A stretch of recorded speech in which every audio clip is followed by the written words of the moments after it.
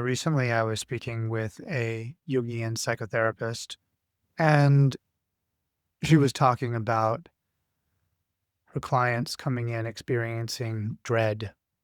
And that word dread made me think of the Greek gods of fear, who were specifically Deimos and Phobos.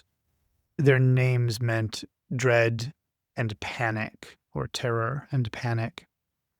And they accompanied Ares onto the battlefield. They always preceded him into the battlefield. And so this archetypal image of fear, panic, and dread being the precursors to war, they arrive in the psyche before violence. And Ares, who gets referred to as the god of war, is more accurately a god of violence, that battle passion, battle lust. People lose themselves uh, in violence, and war is a magnification of that, where that can happen a lot, but it can happen in little ways too. You can get your teeth into an argument that you just won't let go of.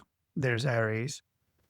And that, even that dysregulation, it comes from there's some kind of fear present. It could be a fear of being misunderstood, a fear of losing your position, but there's a panic and dread. What's the difference between panic and dread?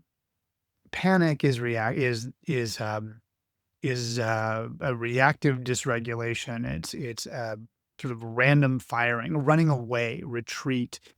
And what's dread? Dread is fear of something impending. It's fear of what's to come. So I guess you could think of it as proactive fear and reactive fear. That's not quite right, but you get the idea. Anyway, I was giving this image to this therapist, and she shared it with her clients, and they found it helpful. Why is this helpful? Why does it matter? I think when we have these images that anthropomorphize feelings, emotions, states, that it can help us detach from them. And in being less attached, we can work with them. We can keep them from taking us over. This is where Greek philosophy and Greek mythology overlap. These images were descriptions of consciousness and how it works, how it's structured.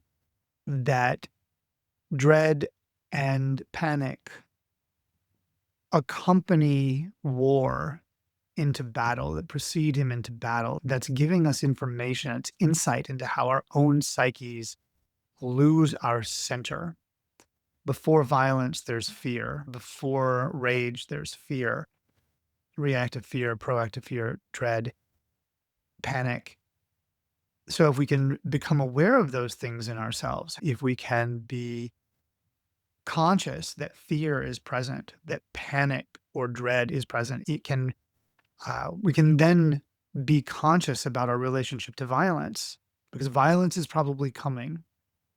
And the proper thing to say is to avoid violence, but maybe violence is called for. I maintain that it's a last resort, but sometimes it is still called for. And so what do you do with your fear, with your dread and panic? If you give over to them, you're likely to find yourself in giving over to violence instead of you wielding violence. Violence can wield you. And that doesn't usually end well. By not experiencing our dysregulation, our fear, our dread, by not letting it live, we become victims to it, and it starts running us, and we start doing things. We start acting out in ways that express it, in violent ways, domineering ways. Or we retreat and allow violence to injure others, to wound others. But there are other options. You don't have to embody violence. You can embody wisdom. Deimos and Phobos were also in the company of Athena. I don't remember where that description was, but it was there. Deimos, Phobos, and Nike were all in company with Athena, preceding her on the battlefield.